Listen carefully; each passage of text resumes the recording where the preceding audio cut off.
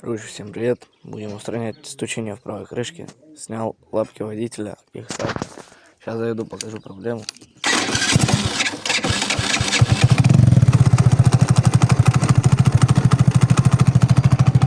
Сейчас расслабляем 8 болтиков. Уже на бок снимаем крышку и смотрим, что там.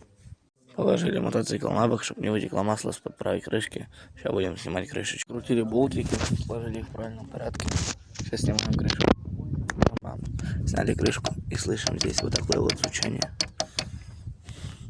Сейчас раскручиваем, снимаем. Видим здесь вот такую вот картину. Гайка ходит по резьбе вместе со сцеплением.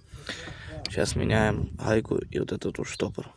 Короче, у меня специального ключа не было. Я вот такую вот закрутил его, позагинал.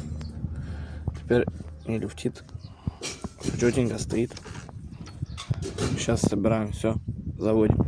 Уже плюс-минус подсобрал. Сейчас будем заводить, показать, что получилось у нас.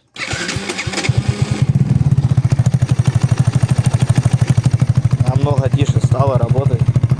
Вообще песня, вообще пушечка. Осталось кинуть лапки водителя.